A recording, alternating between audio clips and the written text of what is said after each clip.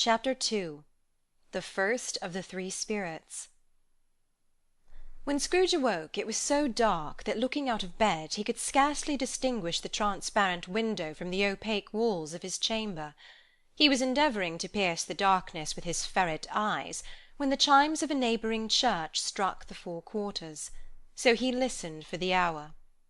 To his great astonishment, the heavy bell went on from 6 to 7, and from 7 to 8, and regularly up to 12, then stopped. 12! It was past 2 when he went to bed. The clock was wrong. An icicle must have got into the works. 12! He touched the spring of his repeater, to correct the most preposterous clock. Its rapid little pulse beat 12, and stopped. "Why, it isn't possible," said Scrooge, "that I can have slept through a whole day and far into another night. It isn't possible that anything has happened to the sun, and this is 12 at noon." The idea being an alarming one, he scrambled out of bed, and groped his way to the window. He was obliged to rub the frost off with the sleeve of his dressing-gown before he could see anything, and could see very little then. All he could make out was, that it was still very foggy and extremely cold, and that there was no noise of people running to and fro and making a great stir, as there unquestionably would have been if night had beaten off bright day and taken possession of the world. This was a great relief, because 3 days after sight of this first of exchange paid to Mr. Ebenezer Scrooge, or his order, and so forth, would have become a mere United States security if there were no days to count by. Scrooge went to bed again, and thought, and thought, and thought it over, and over, and over, and could make nothing of it. The more he thought, the more perplexed he was, and the more he endeavoured not to think, the more he thought. Marley's ghost bothered him exceedingly. Every time he resolved within himself, after mature inquiry, that it was all a dream, his mind flew back again, like a strong spring released, to its first position, and presented the same problem to be worked all through. Was it a dream, or not? Scrooge lay in this state until the chime had gone 3 quarters more, when he remembered, on a sudden, that the ghost had warned him of a visitation when the bell tolled 1. He resolved to lie awake until the hour was past, and considering that he could no more go to sleep than go to heaven, this was perhaps the wisest resolution in his power. The quarter was so long that he was more than once convinced he must have sunk into a doze unconsciously, and missed the clock. At length it broke upon his listening ear. "Ding-dong!" "Quarter past?" said Scrooge, counting. "Ding-dong!" "Half past?" said Scrooge. "Ding-dong!" "A quarter to it?" said Scrooge. "Ding-dong!" "The hour itself?" said Scrooge triumphantly. "And nothing else?" He spoke before the hour-bell sounded, which it now did with a deep, dull, hollow, melancholy 1. Light flashed up in the room upon the instant, and the curtains of his bed were drawn. The curtains of his bed were drawn aside, I tell you, by a hand, not the curtains at his feet, nor the curtains at his back, but those to which his face was addressed. The curtains of his bed were drawn aside, and Scrooge, starting up into a half-recumbent attitude, found himself face to face with the unearthly visitor who drew them, as close to it as I am now to you, and I am standing in the spirit at your elbow. It was a strange figure, like a child, yet not so like a child as like an old man, viewed through some supernatural medium, which gave him the appearance of having receded from the view, and being diminished to a child's proportions. Its hair, which hung about its neck and down its back, was white as if with age, and yet the face had not a wrinkle in it, and the tenderest bloom was on the skin. The arms were very long and muscular, the hands were the same, as if its hold were of uncommon strength. Its legs and feet, most delicately formed, were like those upper members, bare. It wore a tunic of the purest white, and round its waist was bound a lustrous belt, the sheen of which was very beautiful. It held a branch of fresh green holly in its hand, and in singular contradiction of that wintry emblem, had its dress trimmed with summer flowers. But the strangest thing about it was, that from the crown of its head there sprung a bright clear jet of light, by which all this was visible, and which was doubtless the occasion of its using, in its duller moments, a great extinguisher for a cap, which it now held under its arm. Even this, though, when Scrooge looked at it with increasing steadiness, was not its strangest quality. For as its belt sparkled and glittered now in one part and now in another, and what was light one instant at another time was dark, so the figure itself fluctuated in its distinctness, being now a thing with one arm, now with one leg, now with 20 legs, now a pair of legs without a head, now a head without a body, of which dissolving parts no outline would be visible in the dense gloom wherein they melted away. And in the very wonder of this, it would be itself again, distinct and clear as ever. "Are you the spirit, sir, whose coming was foretold to me?" asked Scrooge. I am. The voice was soft and gentle, singularly low, as if instead of being so close beside him, it were at a distance. "Who and what are you?" Scrooge demanded. I am the ghost of Christmas past. "Long past?" inquired Scrooge, observant of its dwarfish stature. No, your past. Perhaps Scrooge could not have told anybody why, if anybody could have asked him, but he had a special desire to see the spirit in his cap, and begged him to be covered. What? exclaimed the ghost. Would you so soon put out with worldly hands the light I give? Is it not enough that you are one of those whose passions made this cap, and force me through whole trains of years to wear it low upon my brow? Scrooge reverently disclaimed all intention to offend, or any knowledge of having wilfully bonneted the spirit at any period of his life. He then made bold to inquire what business brought him there. Your welfare, said the ghost. Scrooge expressed himself much obliged, but could not help thinking that a night of unbroken rest would have been more conducive to that end. The spirit must have heard him thinking, for it said immediately, Your reclamation, then. Take heed. It put out its strong hand as it spoke, and clasped him gently by the arm. Rise and walk with me. It would have been in vain for Scrooge to plead that the weather and the hour were not adapted to pedestrian purposes, that bed was warm, and the thermometer a long way below freezing, that he was clad but lightly in his slippers, dressing-gown, and nightcap, and that he had a cold upon him at that time. The grasp, though gentle as a woman's hand, was not to be resisted. He rose, but finding that the spirit made towards the window, clasped his robe in supplication. "I am a mortal." Scrooge remonstrated. "And liable to fall." Bear but a touch of my hand there, said the spirit, laying it upon his heart. And you shall be upheld in more than this. As the words were spoken, they passed through the wall, and stood upon an open country road, with fields on either hand. The city had entirely vanished. Not a vestige of it was to be seen. The darkness and the mist had vanished with it, for it was a clear, cold winter day, with snow upon the ground. "Good heaven!" said Scrooge, clasping his hands together as he looked about him. "I was bred in this place. I was a boy here." The spirit gazed upon him mildly.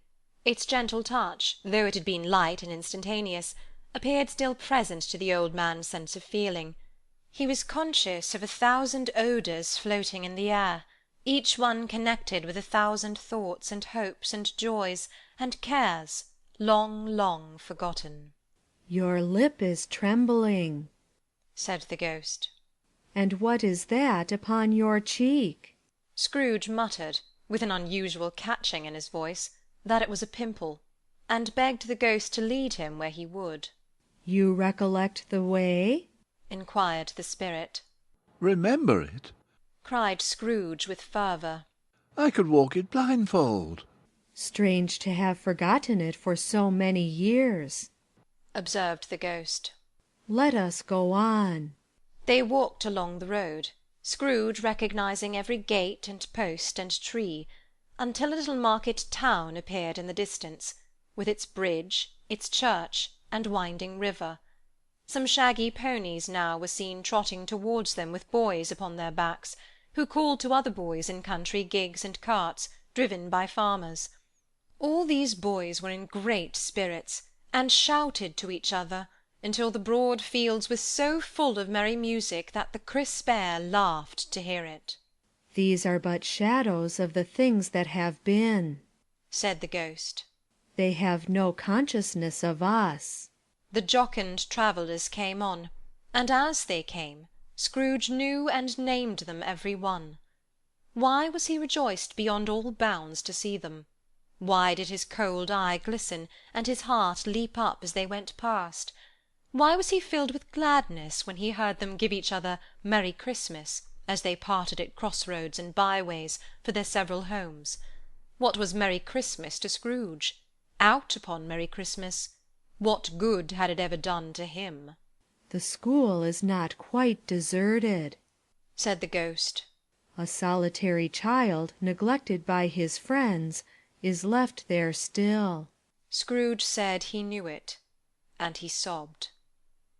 They left the high road by a well-remembered lane, and soon approached a mansion of dull red brick, with a little weathercock-surmounted cupola on the roof, and a bell hanging in it. It was a large house, but one of broken fortunes, for the spacious offices were little used, their walls were damp and mossy, their windows broken, and their gates decayed. Fowls clucked and strutted in the stables, and the coach-houses and sheds were overrun with grass. Nor was it more retentive of its ancient state within, for entering the dreary hall and glancing through the open doors of many rooms, they found them poorly furnished, cold and vast. There was an earthy savour in the air, a chilly bareness in the place, which associated itself somehow with too much getting up by candle-light, and not too much to eat. They went, the ghost and Scrooge, across the hall, to a door at the back of the house. It opened before them, and disclosed a long, bare, melancholy room, made barer still by lines of plain deal forms and desks. At one of these a lonely boy was reading near a feeble fire, and Scrooge sat down upon a form, and wept to see his poor forgotten self as he used to be. Not a latent echo in the house, not a squeak and scuffle from the mice behind the panelling, not a drip from the half-thawed water-spout in the dull yard behind, not a sigh among the leafless boughs of one despondent poplar, not the idle swinging of an empty storehouse door, no, not a clicking in the fire, but fell upon the heart of Scrooge with a softening influence, and gave a freer passage to his tears. The spirit touched him on the arm, and pointed to his younger self, intent upon his reading. Suddenly a man in foreign garments, wonderfully real and distinct to look at, stood outside the window with an axe stuck in his belt, and leading by the bridle an ass laden with wood. "Why, it's Ali Baba!" Scrooge exclaimed in ecstasy. "It's dear old honest Ali Baba! Yes, yes, I know. One Christmas time, when yonder solitary child was left here all alone, he did come, for the first time, just like that. Poor boy! And Valentine," said Scrooge. "and his wild brother, Orson, there they go. And what's his name, who was put down in his drawers asleep at the gate of Damascus? Don't you see him? And the Sultan's groom turned upside down by the genie. There he is, upon his head. Serve him right, I'm glad of it. What business had he to be married to the princess?" To hear Scrooge expending all the earnestness of his nature on such subjects, in a most extraordinary voice between laughing and crying, and to see his heightened and excited face, would have been a surprise to his business friends in the city indeed. "There's the parrot," cried Scrooge. "green body and yellow tail, with a thing like a lettuce growing out of the top of his head. There he is. Poor Robinson Crusoe, he called him, when he came home again after sailing round the island. Poor Robinson Crusoe, where have you been, Robinson Crusoe?" The man thought he was dreaming, but he wasn't. It was the parrot, you know. There goes Friday running for his life to the little creek. Hallo, hoop, hallo! Then, with a rapidity of transition very foreign to his usual character, he said in pity for his former self, Poor boy. and cried again. I wish... Scrooge muttered, putting his hand in his pocket, and looking about him, after drying his eyes with his cuff. But it's too late now. What is the matter? Asked the spirit. Nothing, Said Scrooge. nothing. There was a boy singing a Christmas carol at my door last night. I should have liked to have given him something, that's all. The ghost smiled thoughtfully, and waved its hand, saying as it did so, Let us see another Christmas. Scrooge's former self grew larger at the words, and the room became a little darker and more dirty. The panels shrunk, the windows cracked, fragments of plaster fell out of the ceiling, and the naked laths were shown instead. But how all this was brought about, Scrooge knew no more than you do. He only knew that it was quite correct, that everything had happened so, that there he was, alone again, when all the other boys had gone home for the jolly holidays. He was not reading now, but walking up and down despairingly. Scrooge looked at the ghost, and with a mournful shaking of his head, glanced anxiously towards the door. It opened, and a little girl, much younger than the boy, came darting in, and putting her arms about his neck and often kissing him, addressed him as her "Dear, dear brother! I have come to bring you home, dear brother," said the child, clapping her tiny hands and bending down to laugh. "to bring you home, home, home!" "Home, little Fan?" returned the boy. "Yes, Said the child, brimful of glee. home for good and all, home for ever and ever. Father is so much kinder than he used to be. That home's like heaven. He spoke so gently to me one dear night when I was going to bed that I was not afraid to ask him once more if you might come home, and he said yes, you should, and sent me in a coach to bring you. And you're to be a man, Said the child, opening her eyes. and are never to come back here, but first we're to be together all the Christmas long, and have the merriest time in the world." "You are quite a woman, little Fan." Exclaimed the boy. She clapped her hands and laughed, and tried to touch his head, but being too little, laughed again, and stood on tiptoe to embrace him. Then she began to drag him in her childish eagerness towards the door, and he, nothing loath to go, accompanied her. A terrible voice in the hall cried, Bring down Master Scrooge's box there. and in the hall appeared the schoolmaster himself, who glared on Master Scrooge with a ferocious condescension, and threw him into a dreadful state of mind by shaking hands with him. He then conveyed him and his sister into the veriest old well of a shivering best parlour that ever was seen, where the maps upon the wall, and the celestial and terrestrial globes in the windows were waxy with cold. Here he produced a decanter of curiously light wine, and a block of curiously heavy cake, and administered instalments of those dainties to the young people, at the same time sending out a meagre servant to offer a glass of something to the post-boy, who answered that he thanked the gentleman, but if it was the same tap as he had tasted before, he had rather not. Master Scrooge's trunk being by this time tied on to the top of the chaise, the children bade the schoolmaster good-bye right willingly, and getting into it, drove gaily down the garden sweep, the quick wheels dashing the hoar frost and snow from off the dark leaves of the evergreens like spray. Always a delicate creature, whom a breath might have withered, said the ghost. but she had a large heart. So she had. Cried Scrooge. You're right, I will not gainsay it, spirit. God forbid. She died a woman, said the ghost.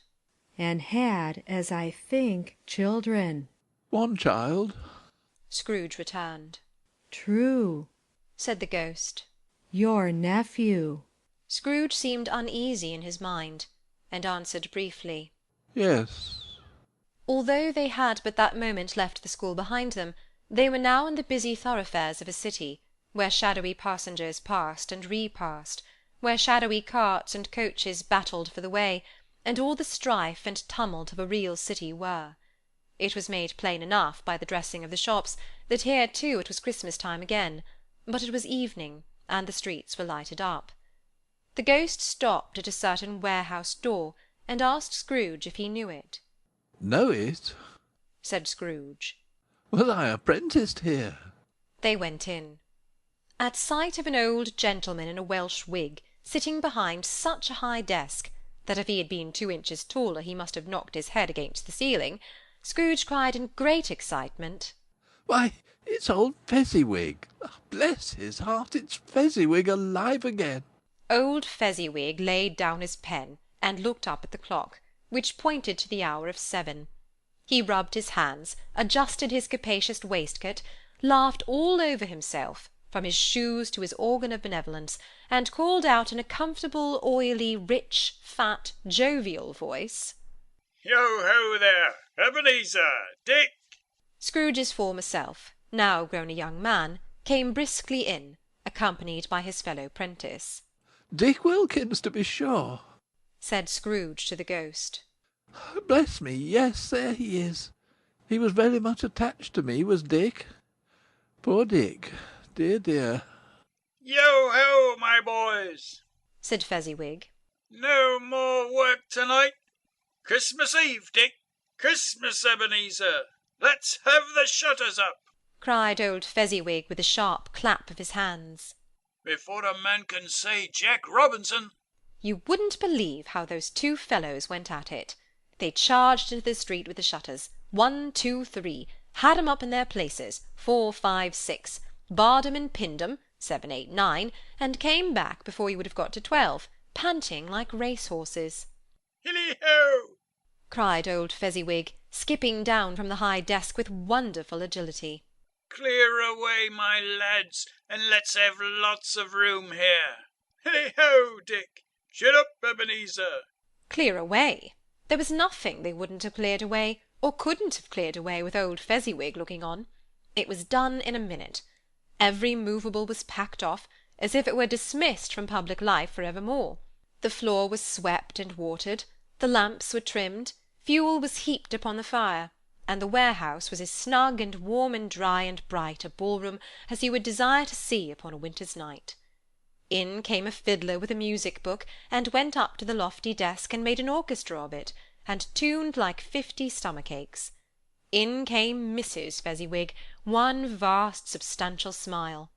In came the 3 Miss Fezziwigs, beaming and lovable. In came the 6 young followers whose hearts they broke. In came all the young men and women employed in the business. In came the housemaid with her cousin the baker. In came the cook with her brother's particular friend, the milkman. In came the boy from over the way, who was suspected of not having board enough from his master, trying to hide himself behind the girl from next door but one, who was proved to have had her ears pulled by her mistress. In they all came, one after another, some shyly, some boldly, some gracefully, some awkwardly, some pushing, some pulling. In they all came, anyhow and everyhow. Away they all went, 20 couple at once, hands half round and back again the other way, down the middle and up again, round and round in various stages of affectionate grouping, old top couple always turning up in the wrong place, new top couple starting off again as soon as they had got there, all top couples at last, and not a bottom one to help them. When this result was brought about, old Fezziwig, clapping his hands to stop the dance, cried out, Well done! And the fiddler plunged his hot face into a pot of porter, especially provided for that purpose. But scorning rest, upon his reappearance, he instantly began again, though there were no dancers yet, as if the other fiddler had been carried home exhausted on a shutter, and he were a brand-new man resolved to beat him out of sight, or perish. There were more dances, there were more forfeits, and there were more dances, and there was cake, and there was negus, and there was a great piece of cold roast, and there was a great piece of cold boiled, and there were mince pies, and plenty of beer. But the great effect of the evening came after the roast and boiled, when the fiddler, an artful dog, mind, the sort of man who knew his business better than you or I could have told it him, struck up Sir Roger de Coverley. Then old Fezziwig stood out to dance with Mrs. Fezziwig, top couple too, with a good stiff piece of work cut out for them. 3 or 24 pair of partners, people who were not to be trifled with, people who would dance, and had no notion of walking. But if they had been twice as many, 4 times, old Fezziwig would have been a match for them, and so would Mrs. Fezziwig. As to her, she was worthy to be his partner in every sense of the term. If that's not high praise, tell me higher, and I'll use it. A positive light appeared to issue from Fezziwig's calves. They shone in every part of the dance like moons.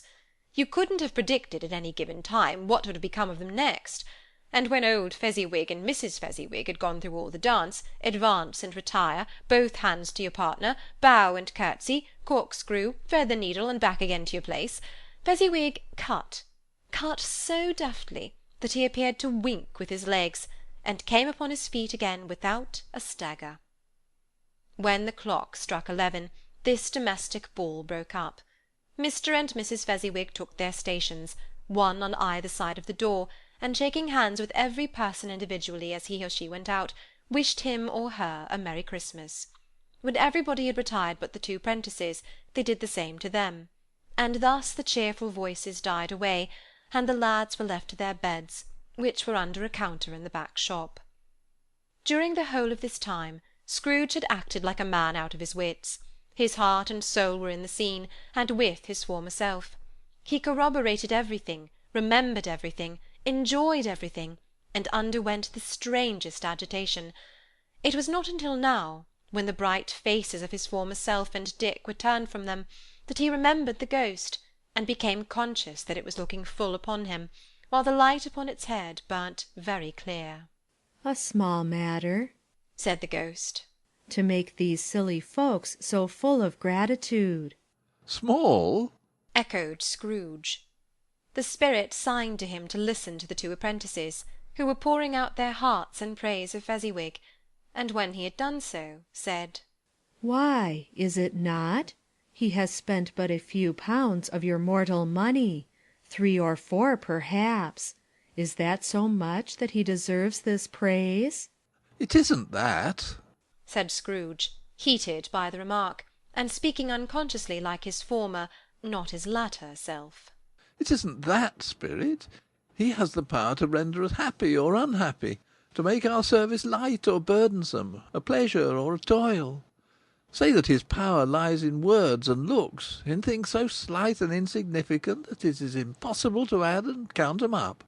What then? The happiness he gives is quite as great as if it cost a fortune. He felt the spirit's glance, and stopped. "What is the matter?" asked the ghost. Nothing particular, said Scrooge. "Something, I think?" The ghost insisted.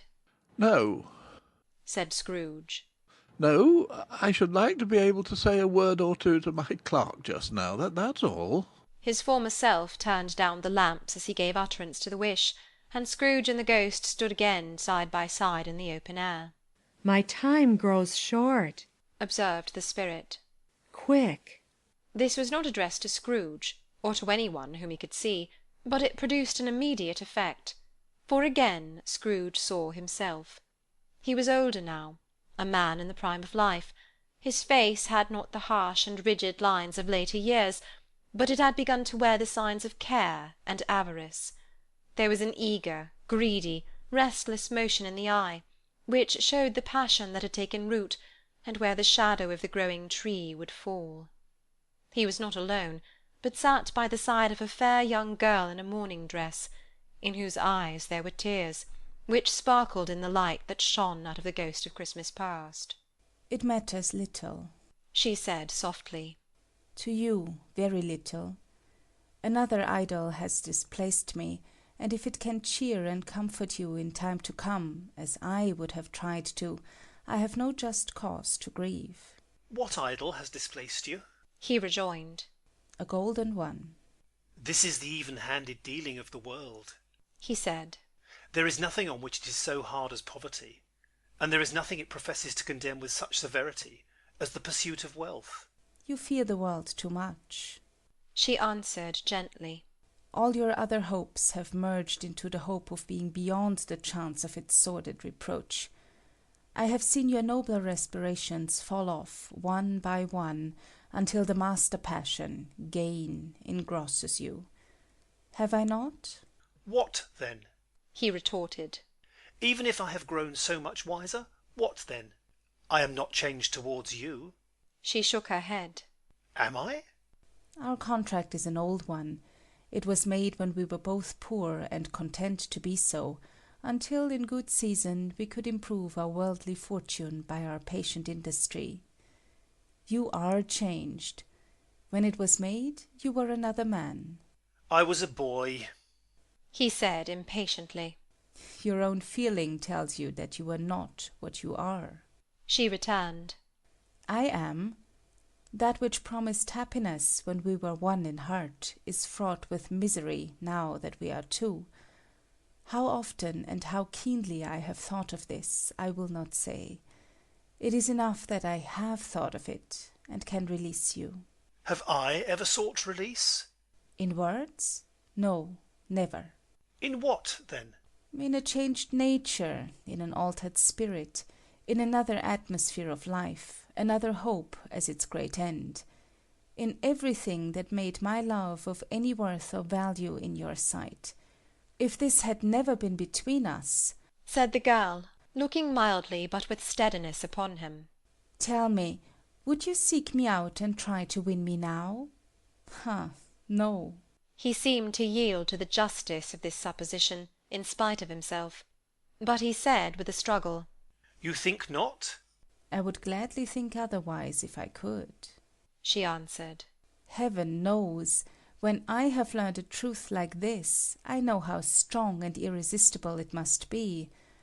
But if you were free today, tomorrow, yesterday, can even I believe that you would choose a dowerless girl, you who in your very confidence with her weigh everything by gain, or choosing her if for a moment you were false enough to your one guiding principle to do so? Do I not know that your repentance and regret would surely follow? I do, and I release you, with a full heart, for the love of him you once were. He was about to speak, but with her head turned from him, she resumed. You may. The memory of what is past half makes me hope you will have pain in this. A very, very brief time, and you will dismiss the recollection of it, gladly, as an unprofitable dream from which it happened well that you awoke. May you be happy in the life you have chosen. She left him, and they parted. Spirit, said Scrooge, show me no more. Conduct me home. I do delight to torture me. One shadow more, exclaimed the ghost. No more, cried Scrooge. no more. I don't wish to see it. Show me no more. But the relentless ghost pinioned him in both his arms, and forced him to observe what happened next. They were in another scene and place, a room not very large or handsome, but full of comfort. Near to the winter fire sat a beautiful young girl, so like that last that Scrooge believed it was the same, until he saw her, now a comely matron, sitting opposite her daughter. The noise in this room was perfectly tumultuous, for there were more children there than Scrooge in his agitated state of mind could count, and unlike the celebrated herd in the poem, they were not 40 children conducting themselves like one, but every child was conducting itself like 40. The consequences were uproarious beyond belief, but no one seemed to care. On the contrary, the mother and daughter laughed heartily, and enjoyed it very much, and the latter, soon beginning to mingle in the sports, got pillaged by the young brigands most ruthlessly. What would I not have given to be one of them? Though I never could have been so rude, no, no. I wouldn't for the wealth of all the world have crushed that braided hair and torn it down, and for the precious little shoe, I wouldn't have plucked it off, God bless my soul, to save my life. As to measuring her waist in sport, as they did, bold young brood, I couldn't have done it. I should have expected my arm to have grown round it for punishment, and never come straight again.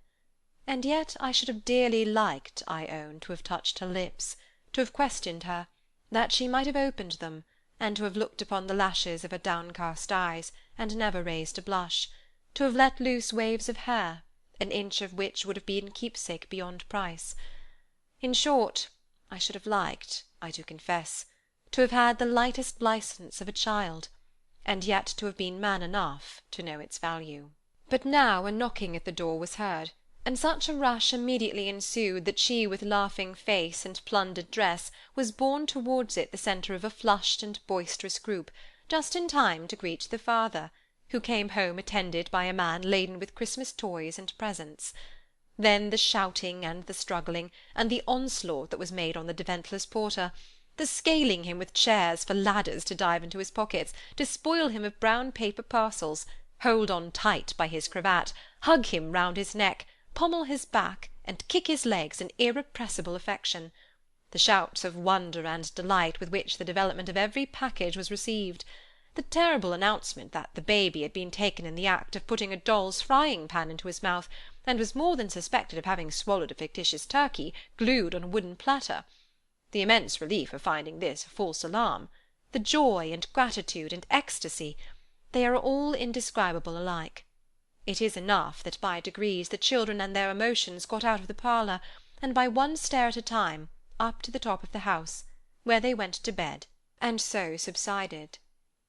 And now Scrooge looked on more attentively than ever, when the master of the house, having his daughter leaning fondly on him, sat down with her and her mother at his own fireside, and when he thought that such another creature, quite as graceful and as full of promise, might have called him father, and been a spring-time in the haggard winter of his life, his sight grew very dim indeed. Belle, said the husband, turning to his wife with a smile, I saw an old friend of yours this afternoon. Who was it? Guess. How can I? Tut, don't I know? she added in the same breath, laughing as he laughed. Mr. Scrooge. Mr. Scrooge it was. I passed his office window, and as it was not shut up, and he had a candle inside, I could scarcely help seeing him. His partner lies upon the point of death, I hear, and there he sat alone. Quite alone in the world, I do believe. Spirit, said Scrooge in a broken voice, remove me from this place. I told you these were shadows of the things that have been, said the ghost. That they are what they are, do not blame me. Remove me, Scrooge exclaimed. I cannot bear it. He turned upon the ghost, and seeing that it looked upon him with a face, in which in some strange way there were fragments of all the faces it had shown him, wrestled with it. Leave me, take me back, haunt me no longer. In the struggle, if that can be called a struggle in which the ghost with no visible resistance on its own part was undisturbed by any effort of its adversary, Scrooge observed that the light was burning high and bright, and dimly connecting that with its influence over him, he seized the extinguisher cap, and by a sudden action pressed it down upon its head. The spirit dropped beneath it, so that the extinguisher covered its whole form.